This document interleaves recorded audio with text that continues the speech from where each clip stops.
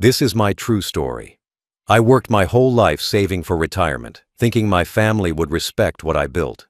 My grandson always said I inspired him, that I taught him hard work and patience. But one morning, I checked my bank account and saw numbers that didn't make sense. My balance was gone. Every cent I had saved was transferred into something called his investment project. He thought I wouldn't notice. He thought I was too old to understand. But I wasn't helpless. I was just quiet, until I turned his dream into his worst nightmare. Before I tell you, tell me where you're watching from and what time it is right now. And please subscribe so my story can reach more people. My grandson came to visit me in Oklahoma last spring. The sky was clear that day, and I remember thinking how grown up he looked when he pulled up in that new truck. He talked fast, full of excitement, telling me he had found an opportunity that would change everything. He said it was a small business deal, some kind of investment that needed a quick transfer of funds. He promised it was safe, only for a few days, and that I'd get everything back, plus a little profit. I didn't understand all the terms he used, but he sounded confident, like he knew exactly what he was doing. He said his friends were already in on it, and that he just needed someone to help him move money faster. He told me it would help both of us, that it was my chance to grow the savings I'd worked decades for. I looked at him and saw the same kid I once took fishing, the same little boy who used to run around my yard barefoot. I wanted to believe he was being honest. When you love someone that much, you don't expect betrayal. You just want to trust. So when he asked if he could use my bank account, I said yes. I didn't even hesitate. I thought I was helping him, like grandparents always do. He said it was temporary, maybe a week or two. He'd deposit the money, move it around, and then send it right back with interest. I remember sitting at the table while he explained how the market worked, showing me things on his phone I didn't understand. It looked complicated, but he seemed so sure. I didn't ask too many questions. I didn't want to make him feel like I didn't trust him. That was my mistake. The next morning, he set everything up on his laptop while I made breakfast. He said he'd handle the transfers himself so I wouldn't have to worry. I gave him permission to access my online account, something I'd never done with anyone before. He smiled, hugged me, and said I'd be proud of him soon. I believed every word. Over the next few days, he stayed busy. Calls, messages, charts on his screen. He said things were moving fast and that it was a good sign. I didn't understand it all, but I tried to be supportive. I even made him dinner and told him I was proud he was doing something ambitious. He smiled, but it wasn't the same smile I remembered. There was something distant in it, something I didn't notice until later. Before he left, he promised everything was going well and that he'd update me soon. He said not to worry if the balance looked lower for a few days. It was all part of the process. I didn't think much of it. He had always been good with technology, and I wasn't, so I trusted his word and let it go. He gave me a hug, said he'd be back next week, and drove away. That was the last time I saw him for a while. Days passed, then a week, then another. I didn't check the account at first. I assumed everything was fine. I told my neighbor about him, even bragged a little that my grandson was building something important. It made me proud, until the day I logged into my account and saw the balance. The numbers didn't make sense. There were transfers, withdrawals, and accounts I didn't recognize. I stared at the screen for a long time, thinking maybe there was a mistake. But deep down, I already knew. The trust I gave had been turned into a tool. The opportunity he promised wasn't for us. It was only for him. That was the moment everything changed. I realized trust can be the most dangerous investment of all when it's placed in the wrong hands. I wasn't angry yet, but something inside me went cold. I had spent a lifetime teaching that boy honesty and respect, and now I was about to teach him something else. It started small. A few days after he left, my phone buzzed with text alerts from the bank, messages about transactions and transfers I didn't recognize. At first, I thought it was a system glitch. Then the emails started coming in, receipts and confirmations with names I'd never seen before. I called the bank, but the representative said everything looked authorized. I didn't understand how that could be true. My heart sank as I logged into my online account and saw the balance. Almost everything I had saved over 40 years, gone. The number on the screen didn't even seem real. I sat there staring at it, thinking maybe I'd typed something wrong. I refreshed the page twice, then 3 times, but it didn't change.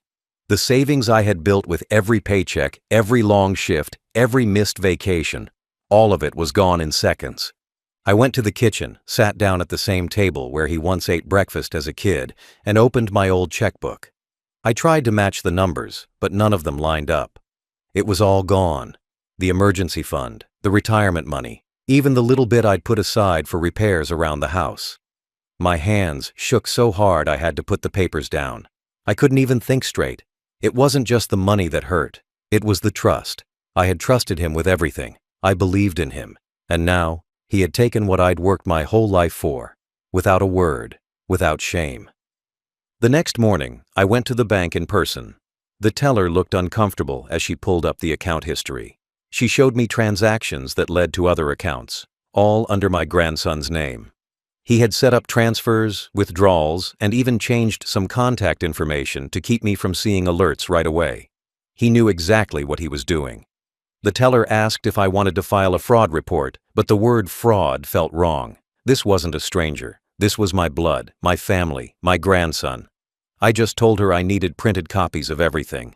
I drove home slowly, the papers in the passenger seat beside me. Every stoplight felt longer than usual. The car felt too quiet. When I got home, I placed the statements on the kitchen table and stared at them. I could see every dollar leaving my account, one line after another. I traced the dates with my finger. I remembered what I was doing on each of those days: cooking, cleaning, watching TV, thinking life was calm. And all that time, he was draining me dry behind a screen. For the rest of that week, I barely slept. Every night, I'd wake up thinking maybe he'd call, maybe he'd explain. But the phone never rang. I checked his social media, and that's when it really hit me. He was posting pictures, smiling, standing next to a new car, flashing fancy clothes, bragging about being an entrepreneur. He had taken my money and turned it into a show. The comments were full of people congratulating him. They called him inspiring. I sat there staring at the screen, reading those words over and over, my chest tightening. I thought about everything I taught him growing up: to work for what you earn, to take care of family, to never take shortcuts. I realized those lessons hadn't disappeared. He'd just buried them under greed. I wasn't sure whether to feel anger or heartbreak. In that moment, both felt the same. The house was quiet, but my mind was loud. Memories, numbers, questions, all crashing together. That was the first time in my life I felt old. Not because of my age, but because of how powerless I suddenly seemed. But something inside me whispered that it wasn't over. I didn't raise a fool, and I wasn't about to die one. I'd lost money before, but never to someone I loved. This time, I wasn't going to call the bank or shout into a phone. I was going to take back everything, slowly, carefully, and completely. I sat in my living room that night with the lights off, the house quiet except for the old clock ticking on the wall. I couldn't sleep. Every time I closed my eyes, I saw his face, not as the man he'd become, but as the little boy who used to run barefoot through my yard, laughing. I remembered the days when I'd take him fishing at Lake Texoma, his small hands holding the rod while I showed him how to bait the hook. He used to tell me he wanted to grow up and be like me. Strong, honest, hard-working. I bought him his first tackle box when he turned 10. He kept it in his room like it was treasure. That boy used to call me his best friend. He'd sit on my porch swing, sipping lemonade, saying I was the smartest man he knew. Now, that same boy had grown into a man who emptied my life's savings without hesitation. I looked at the papers again, the numbers still burned into my mind. They weren't just numbers anymore. They were memories, turned into debts. Every dollar represented a piece of my past, every withdrawal a broken promise. I tried to understand where things had gone wrong. Maybe it started small. Little lies, small excuses, the belief that family forgiveness is automatic. Maybe he thought I'd never fight back because I loved him too much. He was wrong. I got up and walked into the hallway, looking at the framed photos still hanging there. There he was, smiling, holding the fish he caught at 11. another one from his high school graduation, another from his first car. Each photo felt like a piece of glass pressing against my heart. I thought about all the birthdays, all the holidays, all the moments I gave him what I never had growing up. Not because I expected anything back, but because I wanted him to have a better start. And now, that love had turned into a weapon he used against me. I remembered when his parents divorced. He stayed with me for a year back then. I paid for his school, bought his clothes, made his lunches, taught him to drive in the old pickup I still keep in the garage. He told me once, "You're the only one who never gave up on me." I believed him. I never imagined he'd grow up and give up on me instead. I looked at those photos and realized something I hadn't before. Betrayal hurts more when it wears a familiar face. The memories didn't bring comfort, they brought clarity. This wasn't about money anymore, it was about principle. I had worked for everything I owned, driving trucks across 40 states, sleeping in cabs, missing birthdays, pushing through winters just to make sure my family had more than I did. That money wasn't luck, it was sweat. It was years of sacrifice. And he took it like it was spare change. I walked to the back door and looked outside. The night air was still, the moon high over the Oklahoma hills. I thought about my wife, how she always told me that kindness can be dangerous if you give it to the wrong people. Maybe she had seen this coming long before I did. Maybe I didn't want to believe it. I had always thought family was safe. But standing there, I realized blood doesn't guarantee loyalty. It just makes the betrayal cut deeper. I went back inside and sat down again. The papers were still on the table, the numbers staring back. But now, I didn't feel weak anymore. I felt steady. The memories reminded me who I was. Not a victim, but a man who'd survived worse. I'd built a life from nothing once, and I could rebuild again. I might have been older, slower, and quieter, but I still had something my grandson didn't: experience. And that's what would save me. Because he thought he stole my money. What he really did was wake up the part of me that never loses. The next morning, I made myself coffee and sat at the kitchen table again, staring at the printed bank statements. The first wave of pain had already passed. What replaced it was focus. I didn't tell anyone what happened. I didn't call the police or the bank again. I knew that if I acted out of anger, I'd make mistakes. So I stayed quiet. I started taking notes in an old notebook, writing down every transaction, every date, every account number. I circled the names I didn't recognize and underlined the ones that looked familiar. It didn't take long before I saw a pattern. The same two companies kept showing up, both linked to small payment services used for investments. I knew nothing about that world, but I knew someone who did. I drove into town that afternoon. The sun was hot, and the road stretched quiet between the fields. I stopped by the same small office building where I used to pay utility bills. Inside, an old friend named Frank still worked there, a man who once helped me handle freight paperwork when I drove trucks. He didn't ask questions when I told him I needed help tracing some accounts. Within an hour, he pointed me toward the companies behind the transfers. They were both registered under my grandson's name. The shock I felt earlier turned into something colder. Resolve. I went home, pulled out an old box from my closet, and opened it on the floor. Inside were decades of papers, receipts, deeds, tax records, old bank letters, everything I had ever kept. My wife used to joke that I never threw anything away. She was right, and this time it worked in my favor. I found every document tied to my savings, every proof of ownership. He might have stolen the money, but I still had the paper trail. I knew I could prove every cent was mine. That was the beginning of my plan. I called the bank again, not to complain, but to ask for statements dating back 6 months. I requested official documentation for every transfer. The lady on the phone sounded confused, but agreed. I knew I needed everything clean and complete. No guessing, no emotion, just facts. I even made copies of my driver's license, my account registration, and my online login history. Piece by piece, I was rebuilding my defense. When the envelope from the bank arrived 3 days later, I opened it carefully. Inside were pages of printed statements, each showing where the money had gone. The final page listed the destination, an investment account under my grandson's name, with my bank listed as the funding source. That was enough. He had linked his greed directly to my account. I sat back and thought about what to do next. I could have gone to the police right away, but something in me said to wait. I wanted him to feel safe first. I wanted him to think he'd gotten away with it. I knew his type: young, careless, always bragging before the dust settles. So I waited. I fixed my porch, trimmed the yard, did my chores like nothing was wrong. Every day I checked my phone for new activity, but there was none. The account stayed empty, but my patience grew stronger. People underestimate how dangerous silence can be. It makes others careless. He thought my silence meant weakness, but it was calculation. I wasn't planning revenge out of spite. I was planning it out of principle. He needed to learn that no matter how young or smart he thought he was, experience wins every time. By the end of the week, I knew exactly what to do. I had the documents, the proof, and the will. He had taken what was mine. Now I was going to take back what was his.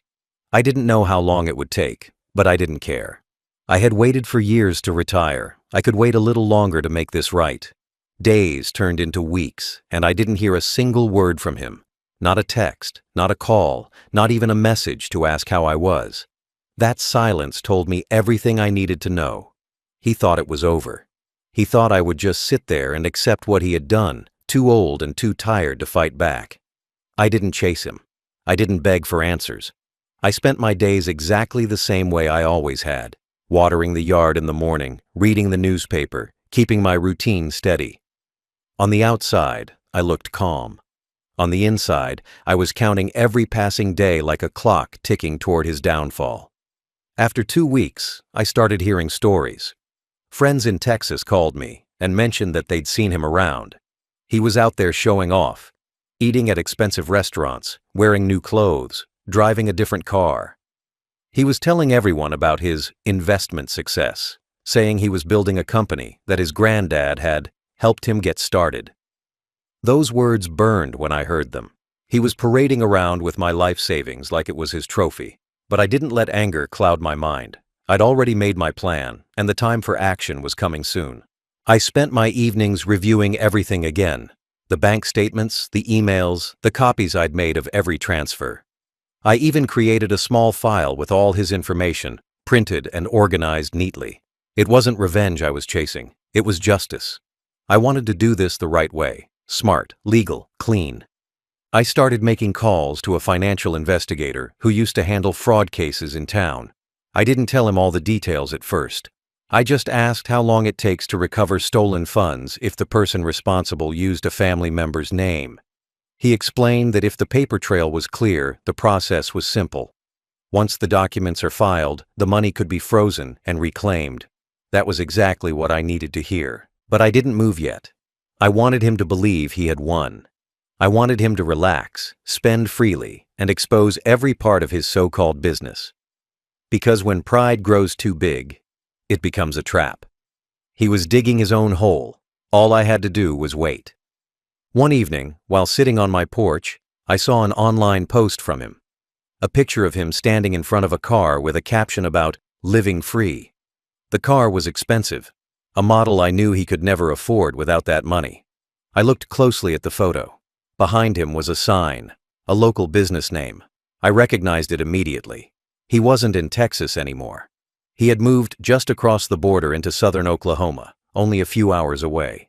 He was closer than he thought. That small detail gave me everything I needed. The next day, I called the investigator again and told him the truth. Every detail, every transaction, every document. I explained who he was, how he got the money, and how much he took.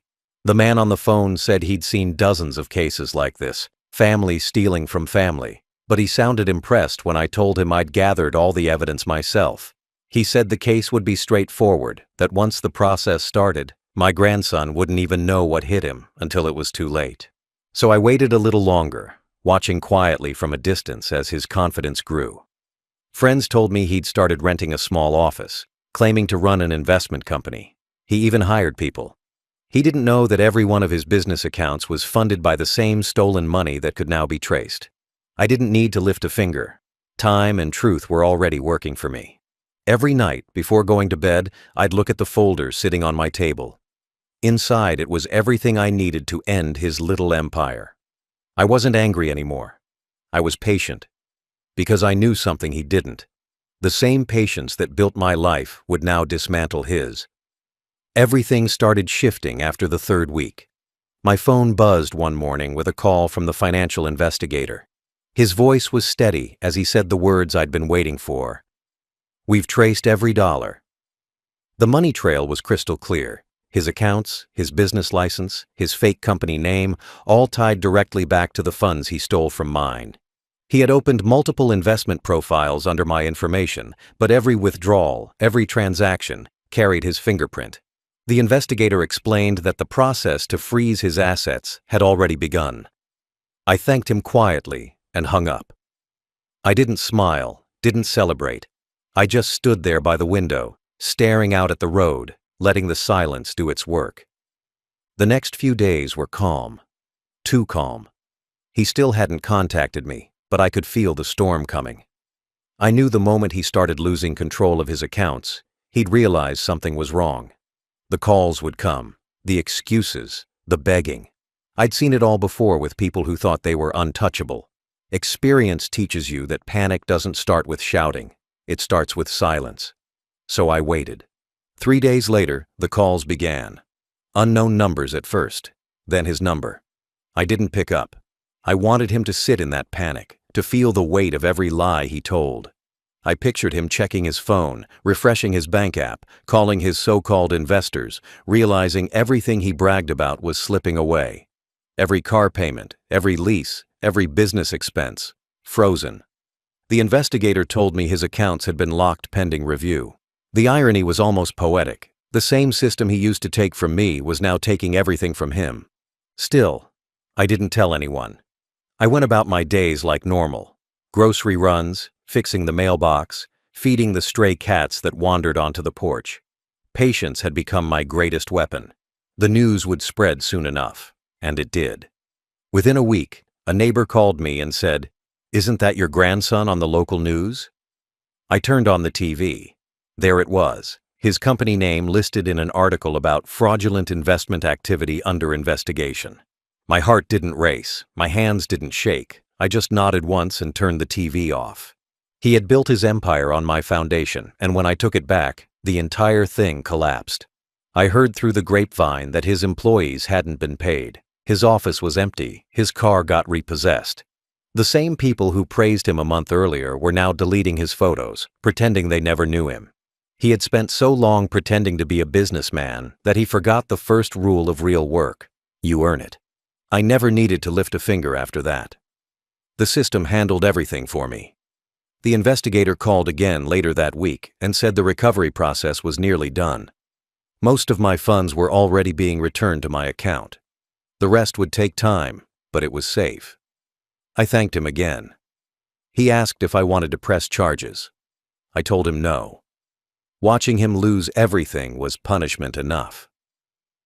That night, I sat on my porch under the porch light, sipping coffee, the Oklahoma wind soft against my face. I thought about how he must have felt, watching his world disappear, wondering how an old man managed to outsmart him without saying a word. That thought didn't make me happy, it just made me quiet. I didn't want revenge anymore. I wanted understanding. And he was finally learning it the hard way.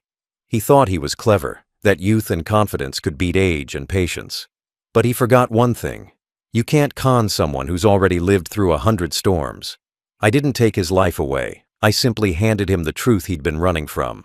Everything he had was never really his. It all came from me. And now, it was back where it belonged.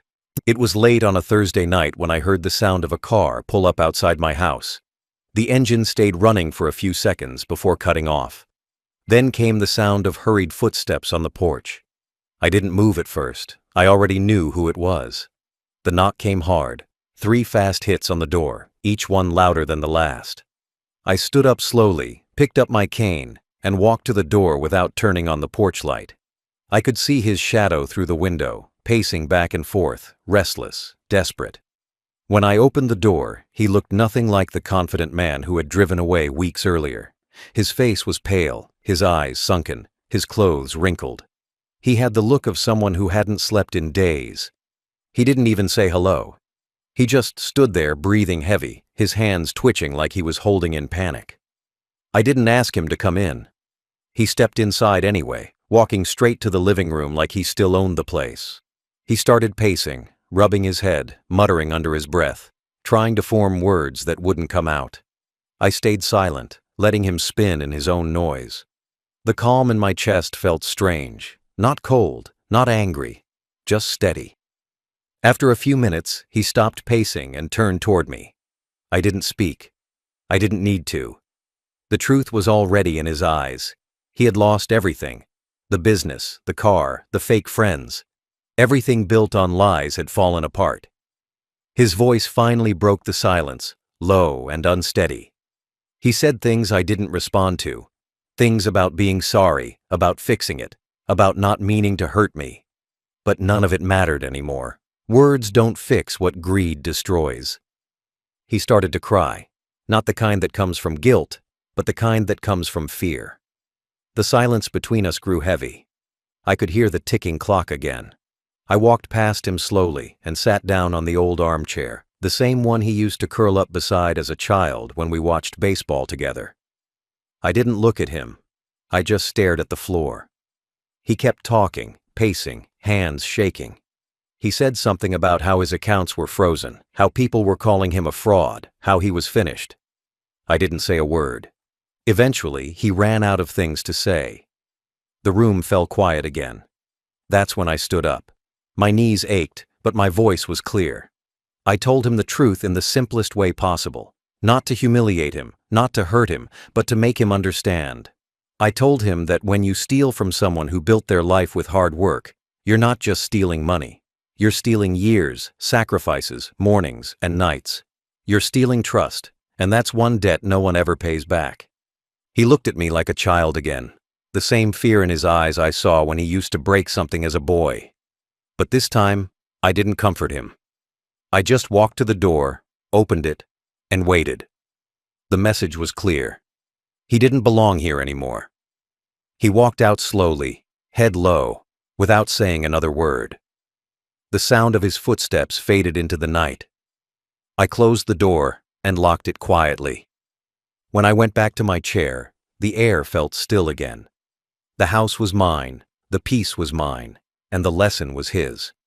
I didn't need to raise my voice or make threats. He had already lost more than I ever could take.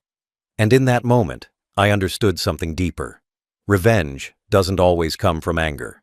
Sometimes it comes from dignity. That night, I slept without fear, without guilt, and without regret. The storm had passed. I didn't destroy him.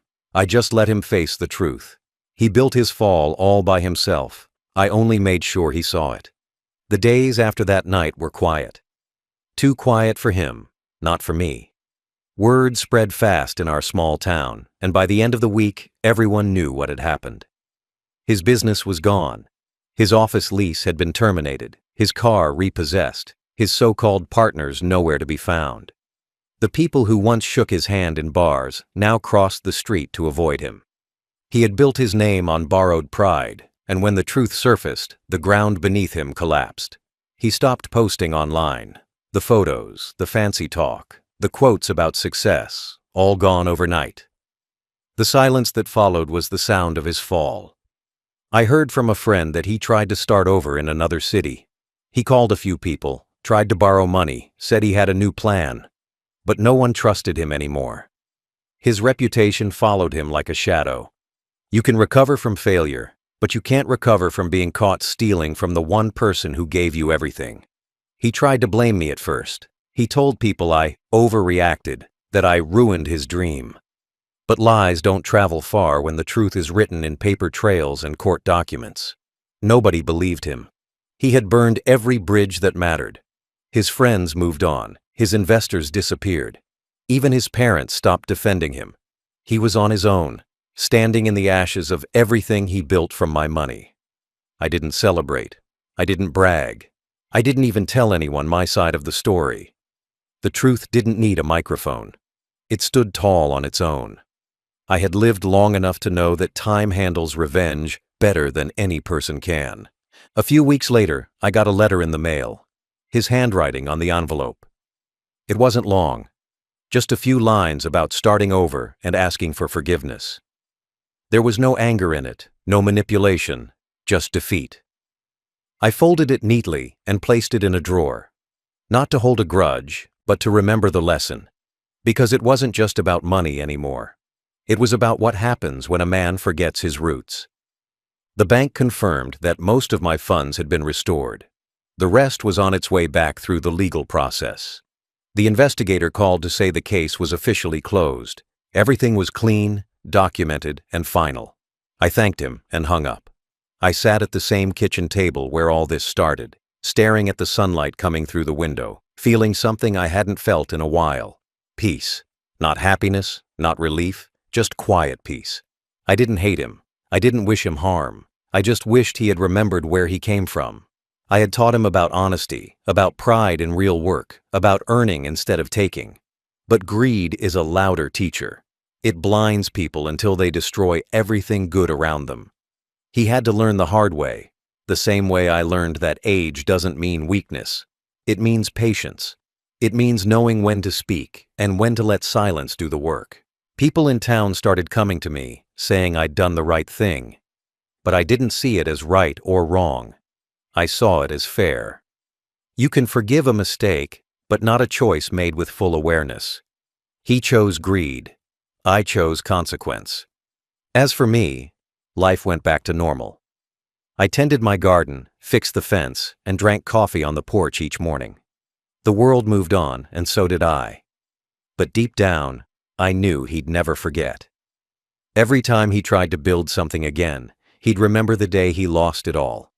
Not because of a stranger, not because of bad luck, but because of the man he thought was too old to matter. The seasons changed, and with them, my days found a quiet rhythm again. Mornings started the same way. A pot of coffee, the sound of birds in the yard, the slow hum of Oklahoma wind through the trees. I didn't think much about what happened anymore. But every now and then, something small would remind me. A bank envelope in the mail, a truck that looked like his, a phone ring that came too late in the evening. Each reminder carried a sting, but not pain, just memory. The kind that sits quietly inside you and never quite leaves. I began to see the whole thing differently. The money had hurt to lose, yes, but what truly broke me at first wasn't the loss of dollars. It was realizing how blind love can make a person. When you're a grandfather, you see the best in your family. You look at them and think they carry your values, your lessons, your blood. You never imagine they'd use those things against you.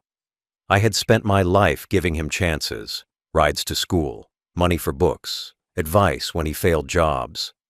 I thought I was helping him grow. But maybe I was just helping him skip the lessons life was meant to teach him. The weeks rolled by, and slowly, the house began to feel peaceful again. I cleaned out the clutter, fixed the squeaky gate, painted the porch rails. My savings came back, piece by piece, until I had enough to live comfortably again. I didn't need much, just food, quiet, and time. Some neighbors still mentioned him when they stopped by, but I didn't say much. I didn't badmouth him. I just said he was learning. That was true. Every man learns one way or another, some from wisdom, others from loss. He had chosen loss. Sometimes he called. The first few times, I didn't answer. Then one day, I picked up. His voice was low, softer than I'd ever heard it. He didn't ask for money. He just said he was trying to start over somewhere in Arkansas or maybe Tennessee, working odd jobs, saving little by little. There was no pride in his tone, only truth. I told him to keep going. I told him to build something honest this time. No shortcuts, no borrowed names. He said he would. Then he thanked me and hung up. The line went quiet, but for once, it didn't feel like goodbye. That night, I sat outside watching the sunset drop behind the hills. The sky turned deep orange, then dark purple, then quiet gray. I thought about everything that happened. The betrayal, the silence, the revenge, the peace that followed. It all felt far away now, like a story that happened to someone else. Maybe it needed to happen. Maybe he needed to fall that low to find his way back up. Maybe I needed it too. To remind myself that kindness needs boundaries. I wasn't bitter anymore. I'd forgiven him, but forgiveness doesn't mean forgetting. It means understanding. I understood that greed can twist anyone, that desperation can make family strangers, and that strength doesn't always come from shouting or fighting. Sometimes it comes from doing nothing, from letting time handle what your hands no longer need to. The porch light flickered softly as I finished my coffee. The yard was quiet, the air still. For the first time in a long while, I felt light. Not proud, not angry, just free. I had done what I needed to do. The lesson had been taught, not through rage, but through consequence. He took my account and tried to turn it into his future. I took his mistake and turned it into his education. I went inside, locked the door, and turned off the lights. As I walked down the hall, I passed by the old photo of him as a boy, holding that small fish at Lake Texoma. I stopped for a second and smiled. Maybe one day, he'll remember the man who taught him to fish, and not the one who made him lose everything to learn how to live again. He used my account thinking he could buy a future that wasn't his. I used patience, truth, and time to turn it into his worst nightmare. It wasn't fast, it wasn't loud, it was quiet, steady, and absolute. He lost everything the same way he took it, silently, one click at a time. In the end, I didn't just get my money back. I got something more valuable, proof that wisdom still beats arrogance. When I was younger, I thought revenge meant payback. Now I know it means peace. Peace that comes when the truth stands tall on its own and doesn't need a single word to be believed. I never told anyone what I did. I didn't need to. People like him always reveal themselves eventually.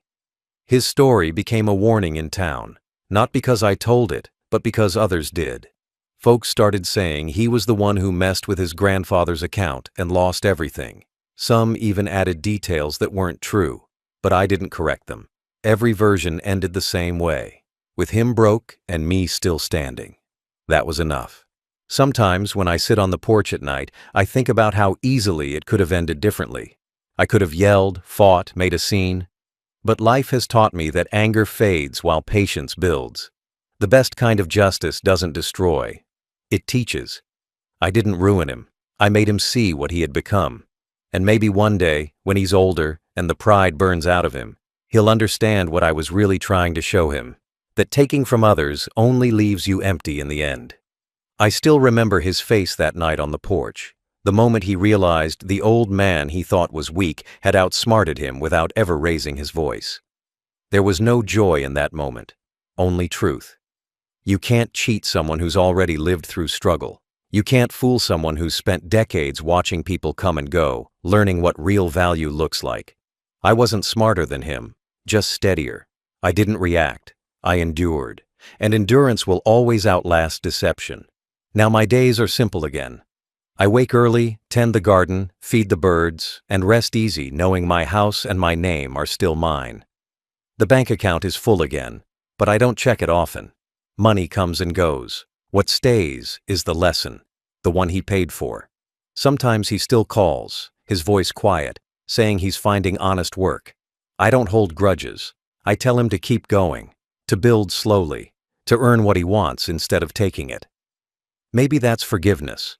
Maybe it's just age. Either way, it's peace. In America, the roads are long and winding. They teach you things the hard way.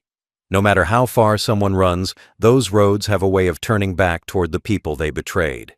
He learned that lesson. So did I. The world doesn't always give second chances, but life always gives reminders. And every reminder has a cost. He used my name, my trust, and my account to chase wealth. I used his greed to teach him humility. We both got what we deserved. I got my peace. He got his truth. And somewhere out there, I hope he's finally learning what I tried to show him all those years ago. That real success isn't about what you take. It's about what you can live with when the taking is done.